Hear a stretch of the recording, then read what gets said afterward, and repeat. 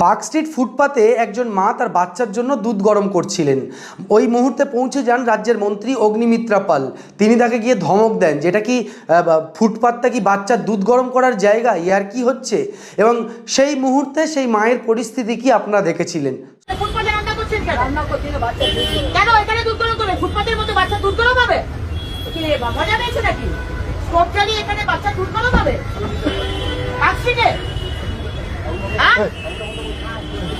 Social media সহ সমাজে একবারে প্রতিবাদের ঢেউ বইছিল। অভিনেতা, অভিনেত্রী, সাংবাদিক থেকে শুরু করে প্রায় শিক্ষিত মানুষজন সবাই প্রতিবাদ করছিলেন যে এটা অগ্নিমিত্রা পাল ঠিক করেননি।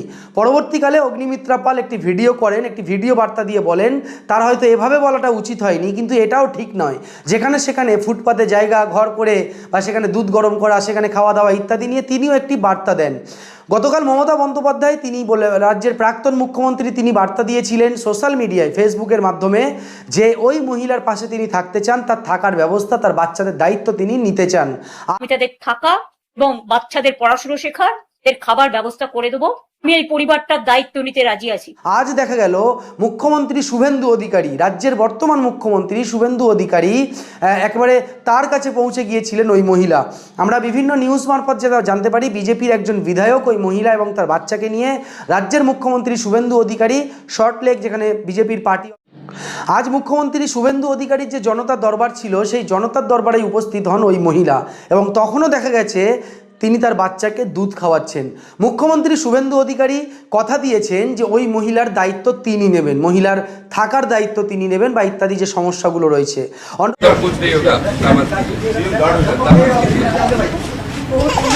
बीजेपी सरकार है सबके लिए, फोटो का मानना जाके नीचे, ठीक है, कोई दिक्कत नहीं, सब लोग का चक्कर में बुजुन बातें नहीं। गीता देवी এসে এখানে বলছেন ভরসা মুখ্যমন্ত্রীকে করি, বিজেপিকে করি, মমতার চক্করে নেই। মমতা ব্যানার্জি লোক পাঠাচ্ছে, বলছে টাকা নাও বিজেপির বিরুদ্ধে বলো। উনি বললেন যে আমার ভরসা মুখ্যমন্ত্রীকে, বিজেপিকে। অন্যদিক থেকে রাজ্যের প্রাক্তন মুখ্যমন্ত্রী তিনি যে আশ্বাস দিয়েছিলেন মমতা বন্দ্যোপাধ্যায় যে বাচ্চার দায়িত্ব, তার থাকার দায়িত্ব তিনি নেবেন, সোশ্যাল মিডিয়ায় অনেকেই এই কথা বলছেন এবং রাজ্যের বর্তমান মুখ্যমন্ত্রী শুভেন্দু অধিকারী তিনিও এই কথা বলছেন যে 15 বছর তৃণমূল কংগ্রেসের সরকার ছিল, মমতা বন্দ্যোপাধ্যায়রা তখন কোথায় ছিলেন, কেন এই পরিবার বা এই মহিলা বা এই বাচ্চার এই অবস্থা, তার জন্য কি তিনি দায়ী নয়। একই রকমভাবে রাজ্যের মুখ্যমন্ত্রী শুভেন্দু অধিকারী তিনি বলেন 34 বছর বামেদের সরকার ছিল, তখনও কেন এই ধরনের ঘটনাগুলো তারা বন্ধ করতে পারেনি। এখন শুধু সমালোচনা করলে হবে, কিন্তু এখানে দুটো বিষয় বন্ধুরা উঠে আসছে। এক নম্বর বিষয় হলো মন্ত্রী অগ্নিমিত্রা পাল, যিনি গত 3 দিন পূর্বে ওই বাচ্চার মা, তিনি বাচ্চার জন্য দুধ গরম করছিলেন বলে তাকে ধমক খেতে হলো এবং তার পরবর্তীকালে রাজ্যের প্রাক্তন মুখ্যমন্ত্রী মমতা বন্দ্যোপাধ্যায় তার পাশে থাকার আশ্বাস দিলেন এবং তারপরেই মুখ্যমন্ত্রী শুভেন্দু অধিকারী বিরোধীদের রাজনীতি করার জায়গা কিন্তু বন্ধ করে দিয়ে এক প্রকার তিনি তার জনতার দরবারে ওই মহিলাকে যেভাবে আশ্বাস দিলেন, পাশে থাকার বার্তা দিলেন। এ বিষয় নিয়ে আপনাদের মন্তব্য অবশ্যই কমেন্ট বক্সে জানাবেন। এবং আরও একটি জিনিস আমরা দেখলাম, কুণাল ঘোষ এবং তৃণমূল কংগ্রেসের অন্যান্য নেতৃত্ব তারা সেই মহিলার সঙ্গে দেখা করেছিলেন, তাকে আশ্বাস দিয়েছিলেন। বামেদের পক্ষ থেকেও কিন্তু বাম নেত্রী, তারা সর্বভারতীয় নেত্রী, রাজ্য নেত্রী, তারা সেখানে গিয়ে দেখা করেছিলেন।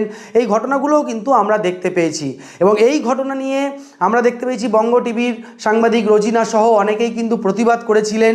কি বলছেন সাংবাদিক রোজিনা সহ অন্যান্যরা, আপনাদেরকে শোনাবো।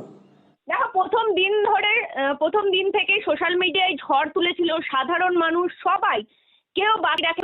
আমরাও বঙ্গ টিভি ধরেছিলাম যে কিভাবে এইরকম ধরনের ব্যবহার করতে পারেন উনি, যে দুধটা একটা বাচ্চার দুধ গরম হচ্ছে, আবার এক গামলা দুধ বারবার করে এই কথা উঠে আসছিল, কি করে ওই 6 মাসের বাচ্চা খায়। কিন্তু আমরা সেট করতে পেরেছি যে সত্যি গরিব মানুষ বাচ্চার জন্যই দুধ গরম করছিলেন, কোনো ব্যবসার জন্য নয়, এই নয় সেই নয়। তাকে দাগিয়ে দেওয়া হয়েছিল, তার ছেলেকে চোর বলা হয়েছিল, তার ছেলেই নেই, তার ছেলে মারা গেছে, তার ছেলে নাকি চুরি করে ধরা পড়েছে বলা হচ্ছিল। নানা রকম বয়স্ক ভদ্রমহিলাকে নিয়ে কাউন্টার ন্যারেটিভ সেট করার চেষ্টা করছিল এক ধরনের অন্যরা, মানে যারা তারা চাটুকাটার চেষ্টা করছিল, কিন্তু তারা পারেনি।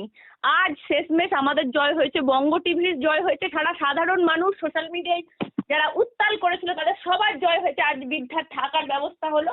এইরকম ভাবে প্রত্যেকটা অন্যায় যদি হয়ে থাকে, দল মত ব্যক্তি ধর্ম নির্বিশেষে আমরা প্রতিবাদ করব। দল সে যদি অন্যায় করে, কারণ অন্যায়ের সাথে আপোষ আমরা কোনোদিনই করিনি। আগের সরকারকেও দেখেছো চোখে চোখ রেখে কথা বলেছি, এই সরকারের আমলেও দেখা গেল আমরা যেভাবে মানে সত্যকে সত্য বলবো, তাদের যে করুক। আমার কাছে ব্যক্তি, পার্টি, ধর্ম ইম্পর্টেন্ট নয়। আমার কাছে যদি দোষ করে থাকে তার শাস্তি হওয়া উচিত আমি মনে করি। আগামীতেও কি সরকারের কোনো বিষয় নিয়ে যেগুলো জনবিরোধী, মানুষের বিরোধী, মানুষের সমস্যা, সেগুলো কি আমরা তোমার চ্যানেলের বঙ্গ টিভির মাধ্যমে বা তোমার মাধ্যমে এই প্রতিবাদগুলো দেখতে পাবো? তুমি তো নিশ্চয়ই দেখতে পাচ্ছ, যেহেতু আজ শুধু সরকারের বিপক্ষে আমি স্থান নিয়েছি তা নয়, এর আগেও এবিভিপি যখন কলেজে চড়াও হয়েছিল তখনও আমি বলেছি, তারপর তাদেরকে শাস্তি দেওয়া হয়েছে, তুমি দেখেছো। তারপর দেখা গেল এই আজানের ক্ষেত্রে যখন কল্যাণ ব্যানার্জি বললেন কোর্টে, তখনও কিন্তু তাদের বিরুদ্ধে এ ব্যবস্থা হয়েছে, যে আজানের এই মাইকগুলো যখন খুলে দিচ্ছিল বা মন্দিরের মাইকগুলো খুলে দিচ্ছিল, তখনও আমি সরব ছিলাম যে কেন মাইকগুলো খুলে দেওয়া হচ্ছে। তখনও কিন্তু দেখা গেছে তারও একটা একদম সরকার পদক্ষেপ নিয়েছে, খুব সুন্দর পদক্ষেপ নিয়েছিল, যে আমরা খুলতে বলিনি, তারপর থেকেই কিন্তু বন্ধ হয়ে গেছে। আমি চাই যে আমার অবস্থান ক্লিয়ার। আমি তখনও বলেছিলাম যে সরকারের গঠনমূলক সমালোচনা আমি করছি, তাতে আমাকে দাগিয়ে দেওয়া হচ্ছে বিজেপি বলে। আজকেও বিজেপি যে সব অন্যায় করবে, বিজেপি সরকার যে সব করবে, তাদের কঠোর সমালোচনা, গঠনমূলক সমালোচনা, যাতে তারা শুধরে নেয় নিজেদেরকে। তো সেই রকম সমালোচনা আমার তরফ থেকে থাকবে। আর একটা বিষয় হচ্ছে, সব থেকে দেখো, মমতা বন্দ্যোপাধ্যায়ের কাছে স্তাবকের সংখ্যা বেশি হয়ে গেছিল। মমতা বন্দ্যোপাধ্যায় যা করতো সবকিছুকে তারা মেনে নিত। সবাই বলতো দিদি আপনি একদম ঠিক করেছেন, কিন্তু না, যদি আপনাকে ভুলটাকে চোখে আঙুল দিয়ে কেউ দেখিয়ে দেয়, তাহলে এই সরকার যে শুধরে নিচ্ছে, এটাই আমাদের কাছে সব থেকে বড় পাওয়া।